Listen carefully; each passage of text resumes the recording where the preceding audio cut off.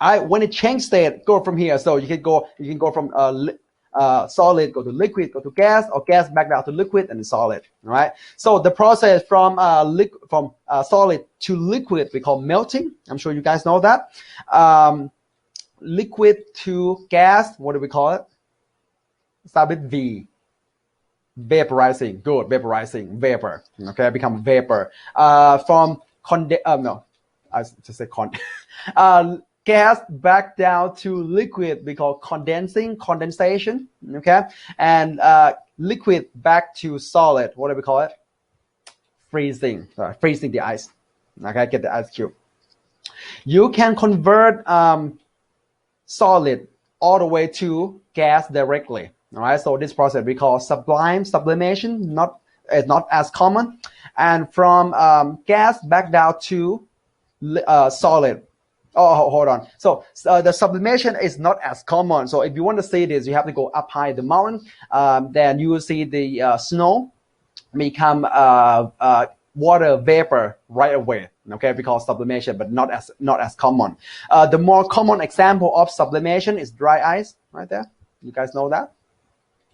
All right, next one. So gas back down to solid right away. This process is even less common. We call deposition. But I'm sure you have seen this in the winter. If you go, like you have like your place where you live have snow. In the cold day in the winter, you probably have seen snow deposit on leaves and or flowers. So that's deposition. Okay. All right. Now all this state have energy involved, right? If you remember, the lowest energy state is solid, and the highest energy state is liquid. Not liquid, no, gas, right? So it goes like that. If you want to move from state to state, there's always energy involved. For example, melting. If you want to melt an ice, you have to add energy to the ice, or the ice absorb energy. So this process is endothermic process. Okay, vaporizing. So you have to boil water to make a vapor water, right? So this process, you have to add heat into it. So, or in other words, the liquid water have to absorb energy. So in this process, it's endothermic as well. Now, coming down from gas back down to liquid, right? Condensation. So it has to release energy, high energy state to lower energy state. So release energy, exothermic process, right? Oh, I forgot. So sublime.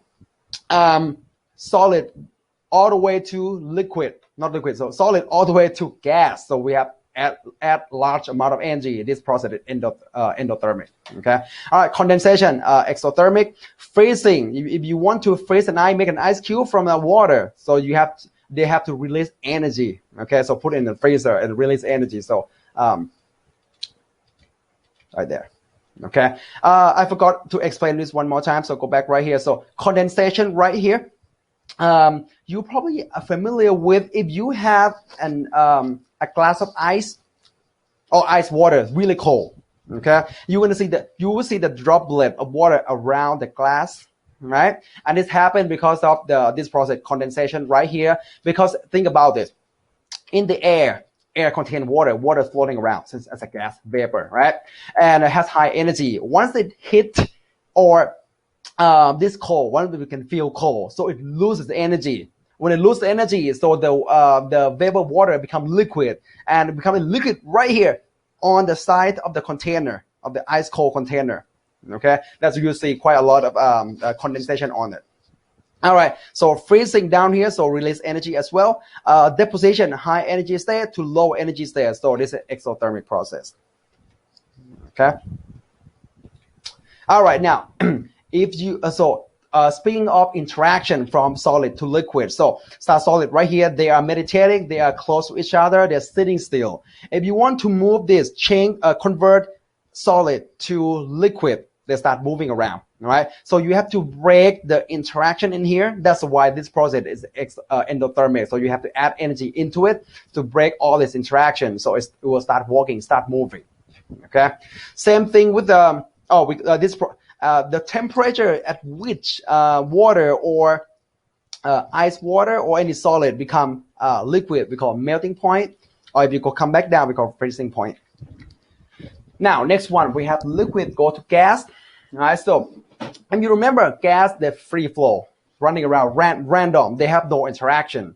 In liquid form, they still have some interaction. If you want to convert liquid to gas, you have to break interaction in here. So that's why you have to add energy into it and become gas, right? And the temperature at which liquid matter become gas, we call boiling point. Okay. All right. Now concept test real quick. So let's start right here on the left side. What's physical state do you think it is? Should be liquid. Okay. If it's not gas, you will see gas later. And on the right, you probably should be able to say that's a solid. Okay. What change of the process is called here liquid to solid? Melting. No, freezing. No. I don't know what happened to me today. Okay, so freezing, right? So liquid water to ice water, so we have to freeze it. And adding or release energy in this process. Well, think about this: liquid, higher energy level; solid, lower energy level, high to low. This process release energy, exothermic process. Okay. We'll get on the left side. So this totally solid. On the right side, looks like they're flying around. So this is gas, solid to gas. What do we call this process? Sublime sublimation. Okay, and a low energy state to a higher energy state. Totally, you have to add energy to this process, and this process will absorb energy. So, endothermic process. All right, one more on the left side, probably gas right here. Right, and on the right side, this is should be solid. Okay, not liquid. Gas to solid. What is it? Deposition. Yep, that's deposition. And adding release energy, high energy level to low energy level, release energy. Okay, exothermic process. Class activity number 3. All right, question 1, 2. I'll give you the key right here. And question 3. All right. And that's it, chapter 1. Okay, we're done now. So it shouldn't be that heavy for you, I think. I hope so. Let's see you again in chapter 2. Bye now.